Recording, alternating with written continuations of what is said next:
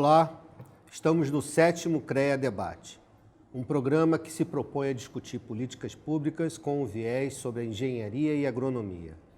Hoje aqui nós estamos discutindo sobre a educação, se há futuro. É um debate extremamente importante para nós aqui do CREA, por conta da formação, discutir formação dos engenheiros. Nós entendemos que se fala muito, né, que a engenharia devia ter como advogado a prova da ordem, essas coisas todas. Eu, particularmente, sou contra, já vou adiantando, porque o Brasil nunca precisou disso para ser considerado uma das melhores engenharias no mundo. O que a gente vê hoje é um desmonte das instituições públicas, que é lamentável a gente ir na UERJ e ver uma formatura do semestre inteiro com 60 formandos e vai numa instituição particular, nada contra as instituições particulares, mas ter mais de 3.000 alunos de engenharia, né? Então, esse debate com relação ao ensino à distância, né, que é uma realidade, eu acho que a tecnologia está aí para isso, mas será se deveria ser 100% à distância? Então, está aí especialistas aqui presentes nessa mesa. Então, é esse debate que nós queremos fazer. O futuro da engenharia, o futuro da formação dos nossos engenheiros. Esse diálogo entre as diversas áreas do conhecimento é cada vez mais importante, porque nós temos visto, inclusive, muitas vezes, tentativas de fragmentar a produção do conhecimento, o ensino, a pesquisa, a discussão sobre ciência e tecnologia, como se algumas áreas fossem mais relevantes do que outras, e como uma colega falou recentemente, não houvesse uma dimensão humana em qualquer área de conhecimento, porque a engenharia não se produz no vácuo, não se produz fora de uma sociedade que é composta por seres humanos.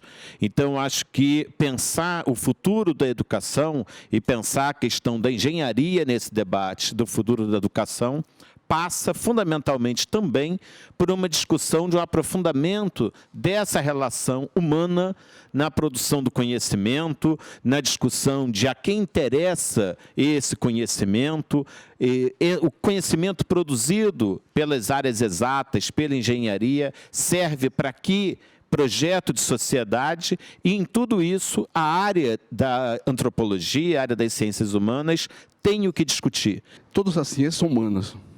A física, a matemática são construções lógicas humanas, construídas historicamente. E as ciências exatas, na realidade, não existe ciência exata. Por quê? Porque a ciência é uma forma de conhecimento que é construída historicamente, e os seres humanos vão construindo os instrumentos do conhecimento historicamente. Então, na realidade, todo conhecimento científico ele tem um caráter provisório. Se você descobrir outros instrumentos daqui mais um tempo, então aquele vai ser reformulado. Inclusive, as teorias científicas elas são, às vezes, completamente substituídas, né? Então, essa é a primeira observação que eu queria dizer. A segunda observação que eu queria fazer é com relação ao futuro da educação. Acho que a gente tem que qualificar um pouco o futuro da educação pública ou educação em geral. A gente está defendendo... Nós temos defendido sistematicamente a bandeira da educação pública de qualidade, né, e gratuita. Essa que é a nossa bandeira. É essa educação que está ameaçada. Quer dizer, enquanto política pública de educação e as universidades públicas estão, a gente viu aí pelo que foi passado, elas estão sofrendo um ataque com relação ao financiamento, né? Então, essa daí está em xeque. E é essa educação, eu acho, que a gente tem que continuar defendendo como bandeira. A educação é tido hoje no mundo como um grande pilar para que a gente possa chegar a 2030 num mundo mais sustentável e melhor para se viver. Então, essa agenda internacional, eu espero que ela seja posta em prática também em nosso país, porque nós não podemos ter uma agenda nacional que apenas desqualifique o que existe. nós temos que ser mais propositivos. Não é só desfazendo que nós vamos construir o futuro. Talvez nós precisamos reaprimorar, porque na ação pública, na ação da vida nossa, o aprimoramento é sempre um princípio. É sempre possível fazer um trabalho melhor do que aquilo que nós fazemos. Mas, para alguns segmentos, me parece que nós temos que zerar o Brasil para começar um novo Brasil, e isso é muito perigoso. Quais são os sistemas, né, códigos, que as escolas de engenharia têm que passar para os seus alunos, né? Isso já nos determina um campo de atuação muito interessante, porque uma coisa que me vem muito, que sempre me preocupou muito, nas grandes ondas tecnológicas que acabam com a indústria, que destroem conhecimentos, né? É que, numa delas, eu percebi que, quando houve a nova tecnologia ascendente, levando toda, como uma tsunami, toda a engenharia que então existia, não havia escola ensinando aquelas tecnologias, não é? Então, uma questão que eu trago aqui essas tecnologias deveriam ser ensinadas nas escolas? Quais são os sistemas, de fato, que todo engenheiro, ao se formar, tem que conhecer, saber? Quais são essas regras da engenharia que são fundamentais? Só tem futuro com a educação, né? Isso não é um mero jogo de palavras, né? Mas, para isso, é preciso, antes, fazer um esforço no sentido de demarcar quais são as concepções, não é, de nação que a gente quer construir. É uma nação soberana, uma nação ajoelhada e subalterna. Quais são as concepções de sociedade que a gente quer consolidar no Brasil? É uma sociedade marcada por valores humanistas, altruístas, igualitaristas, ou uma sociedade egoísta, desigual, preconceituosa? Quais são as concepções de pessoa, falava a professora, né? Concepção de homem, de mulher. São seres humanos marcados pelo espírito de colaboração, de construção solidária, ou competitivos, egoístas. Sem isso, a gente não define claramente os marcos da educação que a gente quer estabelecer, os marcos da política educacional. Porque eu acho que a educação tem pelo menos 3 grandes missões: socializar, emancipar e libertar, né? A educação socializa, porque proporciona a interação entre as pessoas, sobretudo nos ambientes escolares, que não são apenas para instruir, né? Escola não é autoescola, não é? Escola faz educação, não faz a mera instrução. Eu vejo, dentro da universidade, um grande aproveitamento dentro dos nossos cursos. Claro que poderia ser melhorado,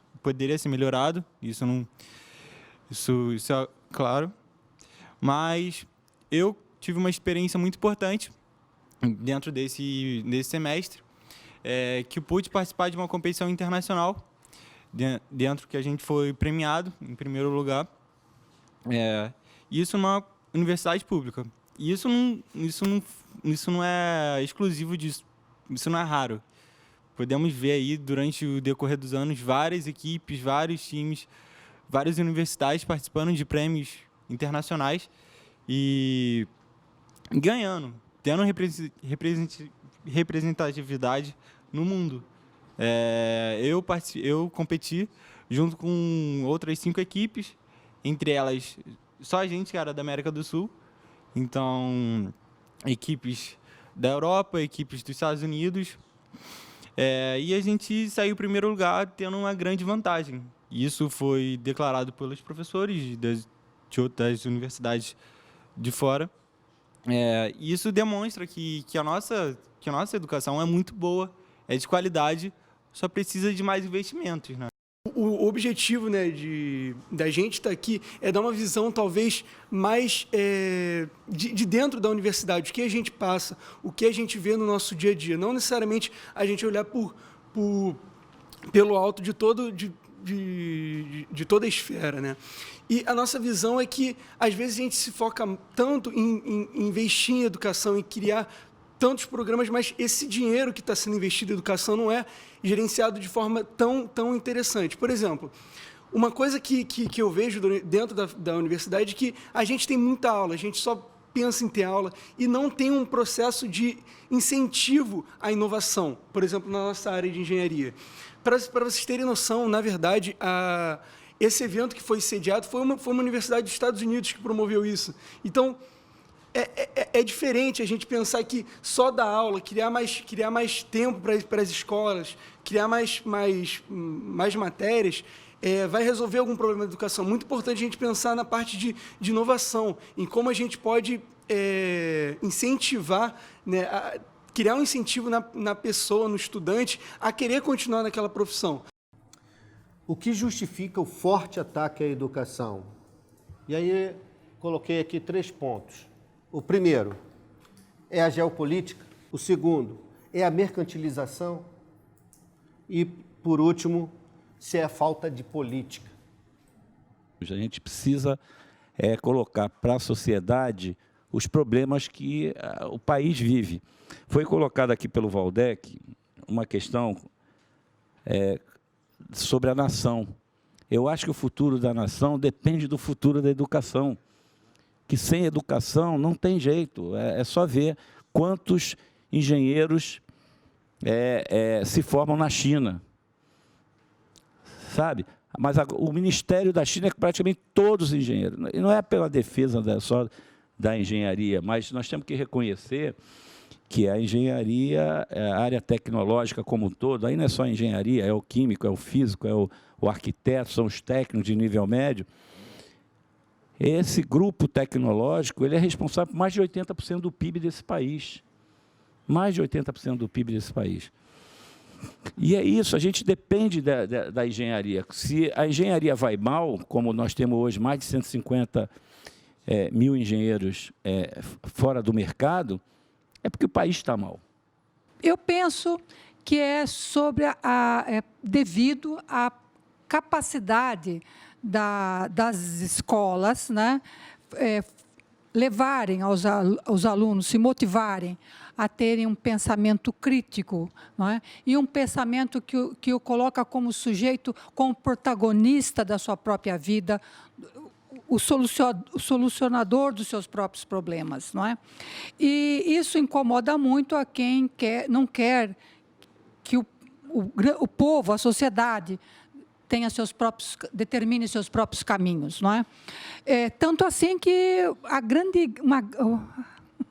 grande perseguição é o Paulo Freire, que é uma coisa que, sinceramente, estou dando risada porque é muito ridícula. Você vê uma perseguição a uma pessoa, a uma figura, já, né? Uma figura do Paulo Freire, internacionalmente reconhecida.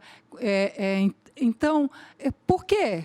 Paulo Freire é quem hoje é um grande ícone, né, do pensamento crítico, da educação como um instrumento de liberdade, né? Eu queria dizer que tem algumas teses que estão sendo colocadas que é preciso que nós possamos desmontá-las, né? A primeira delas, e fala de expoentes da liderança política deste país, né, é de que a educação já tem o dinheiro suficiente para atender às suas demandas e o que precisa é uma melhor eficiência do seu uso.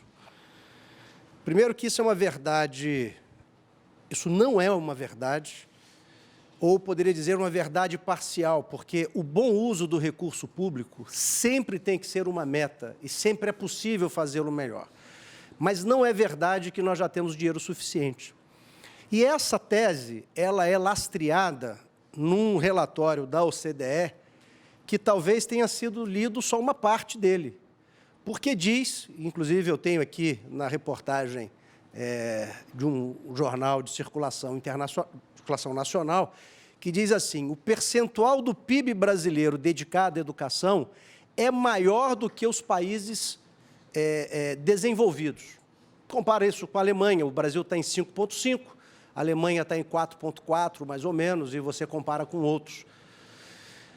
O que esse relatório também diz, e que as pessoas talvez não continuaram lendo, é que quando você divide este valor, pelo número de alunos brasileiros, quero só fazer a título de comparação, o Chile hoje tem aproximadamente 7 milhões de estudantes em todo o sistema de ensino.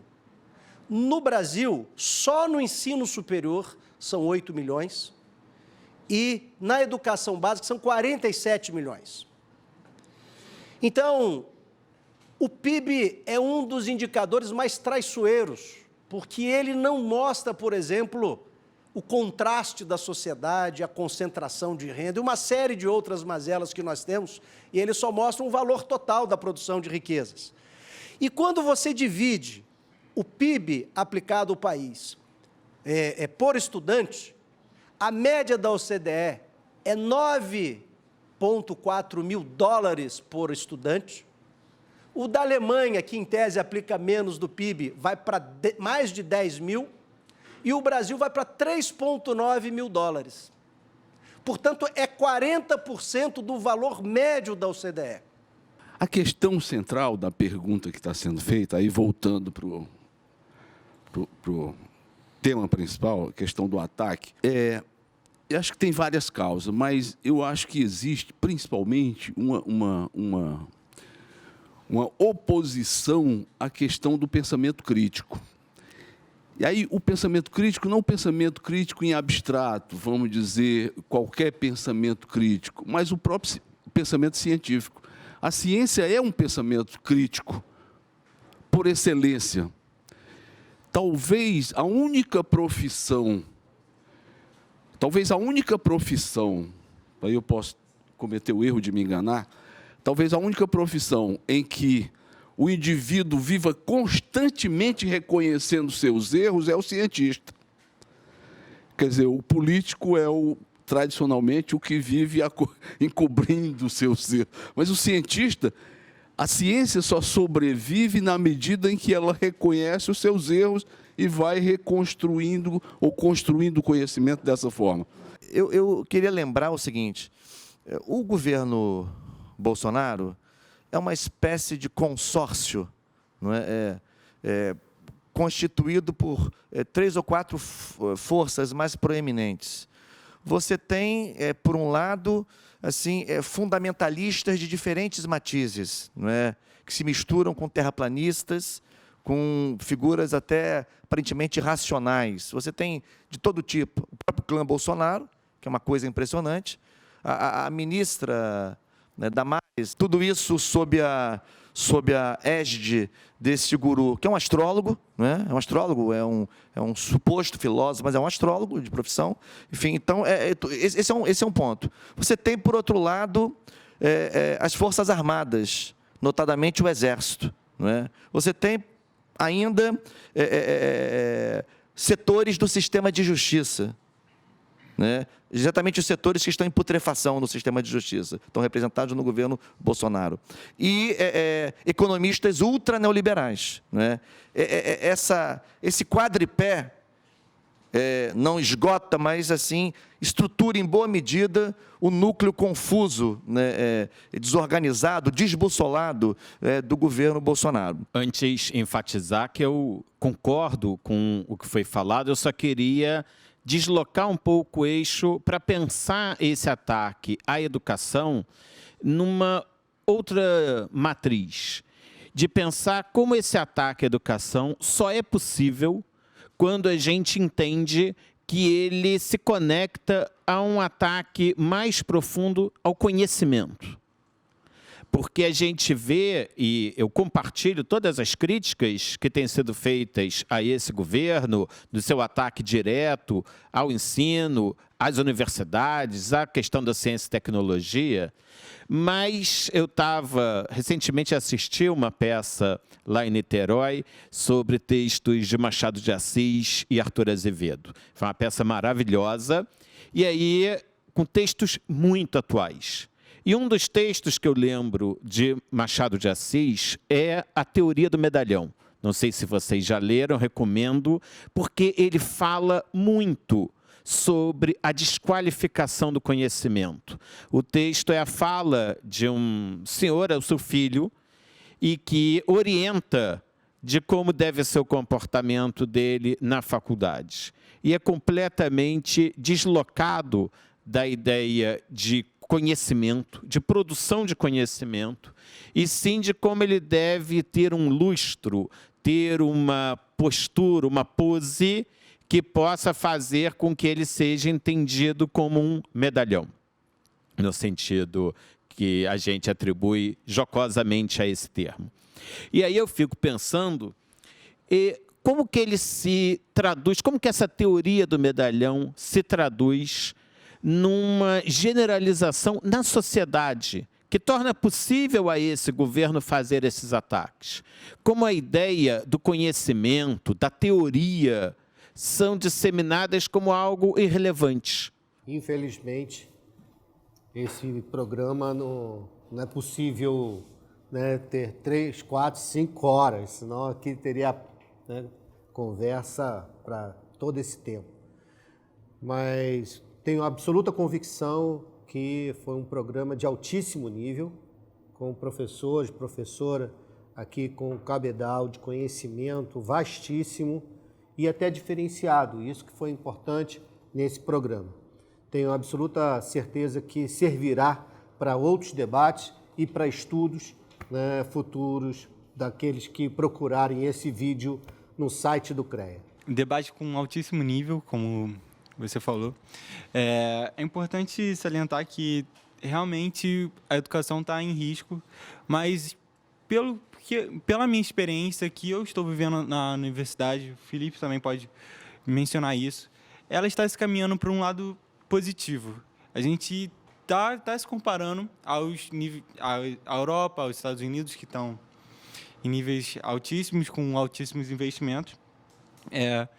Mas isso pode ser possível, mas não com o corte de gastos, com corte de verbas. Eu pude estar no Texas mês passado e podemos observar lá, como se fosse aqui, o TCC, que é a dissertação para o trabalho de fim de curso. Lá é completamente diferente, porque as empresas vão até a universidade, são mais de 200 empresas vão até a universidade, e os alunos apresentam trabalhos voltados para solucionar os problemas das empresas. Então, a engenharia está voltada completamente ao lado de solucionar problemas reais que acontecem. E aqui a gente vê outra coisa, outro nível. A gente propõe, mas as empresas não vêm até nós. Isso distancia a nossa conversa entre nós, universidade, e a sociedade. Isso distancia muito mais. Olha, Osíris, eu devo tudo à educação pública. Tudo, absolutamente tudo. Eu sou filho da Escola Pública Brasileira, Escola Municipal Evaristo da Veiga, Sobral Pinto e Colégio Estadual Brigadeiro Chor, todos em Jacarepaguá. Sou filho da UF, onde me tornei professor, onde fiz o mestrado, com bolsa de estudos custeada pelo fundo público. Fiz doutorado numa universidade pública francesa. Devo tudo à educação pública. E mais ainda, quando eu percebo, no caso das universidades públicas brasileiras, como mudaram para melhor, porque mudou a cor da pele dos alunos, mudou o tipo de cabelo, a procedência regional, a origem socioeconômica. Como que isso fez bem a essas instituições? Como as qualificou ainda mais, né, para contrariar e para desgosto do preconceito instalado quando a política de cotas se instalou há cerca de 20 anos aproximadamente. Portanto, quero dizer o seguinte, assim, todos os dados, né, relacionados à produção científica brasileira, todos os dados relacionados à inteligência nacional estão diretamente vinculados, né, ao trabalho de ciência, de pesquisa, de formação de quadros, de extensão universitária, enfim, feitos nas universidades públicas. Evidentemente que tem instituições privadas com muito valor, né? Não são muitas no Brasil, mas, de modo geral, o essencial da nossa produção está no parque científico público, estatal. E a gente precisa defendê-lo de maneira muito, muito firme, muito intensa. Por isso que eu acho que esse programa abre uma vereda importante, né? E preocupo muito com o Rio de Janeiro. Vou concluir. Esse é o CREA-RJ. Os ataques às universidades brasileiras, os ataques à ciência no Brasil, devastadores, são ainda mais doloridos e duros no Rio de Janeiro, que é o Estado que cedia o principal acervo de instituições públicas de ciência, de pesquisa e de inovação. Então, primeiramente, eu gostaria de agradecer, né, por ouvir diferentes opiniões, né, de lados diferentes, conversando sobre um assunto que realmente pensa na gente, nós estudantes, como a gente pode se inserir no mercado de trabalho, como pode melhorar a vida da gente, né, como pode melhorar o nosso conhecimento. E a minha consideração final, eu gostaria de falar um pouco relacionado a como a população e o estudante brasileiro, ele é criativo. O que a gente falta na área de investimento, de estrutura na nossa universidade, a gente compensa com criatividade. A gente conseguiu perceber isso na competição, que, assim, toda a universidade lá, eles tinham mais de 30 impressoras 3D, eles tinham vários tipos de equipamento, e a gente só tinha, para fazer o nosso equipamento, né, para competir na competição, madeira e cano PVC. Então, assim, a gente utiliza muito da nossa criatividade. O brasileiro é muito criativo quando você pensa em inovação. E acredito que isso seja um ponto à frente de todas as outras pessoas do mundo, entende? A gente tem uma coisa muito, muito interessante ao nosso lado, que é trabalhar com isso da criatividade. E a gente ajustando as coisas certas, a gente percebendo com todos os assuntos, a gente percebe que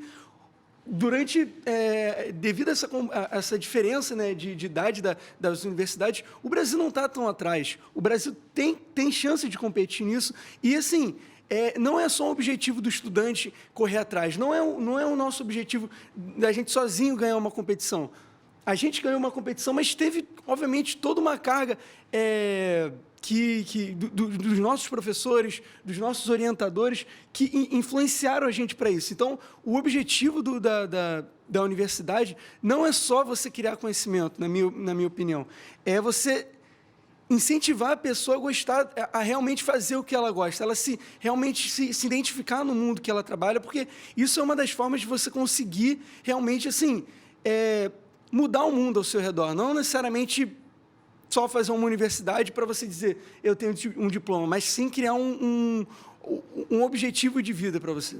Bom, eu agradeço a vocês a paciência de me ouvirem, e eu gostaria de falar uma última, deixar um recado meu, né, para vocês que estão me ouvindo, né?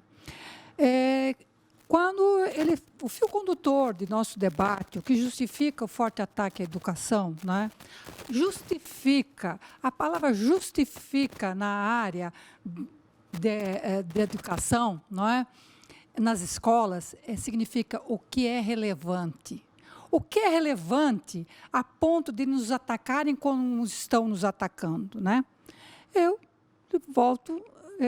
apresento o que para mim me parece o mais imediato, né? É o futuro da educação, o futuro seu, o seu futuro. Então, eles querem o futuro seu, como eles querem, e não como você quer, como você tem direito, como você merece. Então, meu recado é que a relevância que eles dão a nos atacar é para que você se torne irrelevante. Então, se torne relevante, continue relevante, né? Enfrente esses ataques. Vamos à ciência, vamos à cultura, vamos à tecnologia. Bom, quero também agradecer esse momento, esse espaço de aprendizagem aqui, é muito importante, porque toda vez que a gente está aqui, achando nesse diálogo, a gente está aprendendo muito com as várias posições, isso é muito rico. A gente vai se fortalecendo, mas eu queria encerrar com duas referências, uma nacional e outra internacional. A referência nacional é simplesmente a Carta Magna brasileira, que diz que a educação ela tem 3 objetivos. Ela visa ao pleno desenvolvimento da pessoa, o seu preparo para o exercício da cidadania e sua qualificação para o trabalho. Portanto, qualquer projeto de educação que não tenha esses 3 pilares é inconstitucional. Então, mude a Constituição se quiser falar que a cidadania não é elemento importante na formação educativa. Isso é a Carta Magna brasileira. Portanto, eu quero mais uma vez agradecer esse momento. Eu saio daqui ainda mais fortalecido, mais desafiado, mas tenho certeza que esse debate foi um grande debate, abre portas e, como diz o nosso querido Valdec, mereceria outros programas, né, porque os assuntos não são estreitos, são largos. Mas é bom sempre assim, sempre o gostinho, eu quero mais. Então, porque a educação é isso. Quando nós acharmos que nós atingimos a excelência, nós vamos perceber que tem muito mais para caminhar, ela é instigante, é desafiadora, é utópica. Tá bom? Um forte abraço. Bom, então eu vou me despedir aqui agradecendo aí o convite do CREA e acho que as notícias que o Cossenza anunciou ali da construção de uma frente, né, em defesa da frente parlamentar mista pela educação, eu acho que ela tem que ser ampliada, não pode ser só parlamentar. Muito obrigado pela oportunidade da participação e me despeço dos meus companheiros dizendo que foi muito agradável a convivência e o conjunto de assuntos que a gente levantou aqui e discutiu. Queria concluir também agradecendo muito o convite. É uma ótima oportunidade de fazer esse diálogo, ouvir outras perspectivas. E queria encerrar com 2 eixos nesses poucos minutos. O primeiro é tocando, foi só pontualmente falado aqui, da questão da escola sem partido. E isso está também conectado com uma revalorização do ensino militar, da escola militar, dessa forma de, segundo alguns, aprendizado. Bom, nem todo mundo sabe, eu estudei na Academia Militar das Agulhas Negras. Fiz parte da formação nessa instituição, uma instituição que se diz de ensino e é colocado como uma questão modelar nessa produção de conhecimento, segundo algumas perspectivas do que seria o ensino militar. Ora, eu lembro muito bem que no pátio central, não sei se vocês já tiveram a oportunidade de ir na AMAN, no pátio central dessa instituição, há uma frase colocada lá que a gente tinha que ouvir todos os dias, que era assim: cadete, era o posto, né, militar que nós tínhamos lá, ides comandar, aprendei a obedecer. Bom, para mim, em relação a essa questão da educação como cidadania, uma educação libertadora, tudo o que eu não quero como professor é que os alunos me obedeçam. A produção de conhecimento não pode se dar em torno de você ter no professor um superior hierárquico ao qual você deve obediência. Mas a universidade não pode ser um espaço, nem a escola, de mordaça. Ela tem que ser um espaço eminentemente político, da discussão da polis, da discussão da nação, da discussão dos destinos que a gente quer para o nosso país. E é essa educação libertadora, portanto, que a gente tem que reencantar na nossa juventude e muitos dos nossos colegas que ficam, às vezes, na sua dimensão mais utilitária, mais imediatista. Parabéns a toda a equipe, né, que participou da criação e da construção desse CREA Debate. Em nome do presidente Luiz Antônio Cossenza, queremos agradecer a cada um de vocês. Obrigado pela participação aqui hoje. E convido a todos vocês ao próximo CREA Debate, ao 8º CREA Debate. Nos assista na Web TV, no site do CREA, você poderá assistir todos os CREA Debates, todos os outros CREA Debates. Portanto, até o próximo mês. Muito obrigado pela sua participação, muito obrigado pelo seu acesso a esse canal de conhecimento. Até a próxima. Para outros assuntos do seu interesse, confira as nossas redes sociais.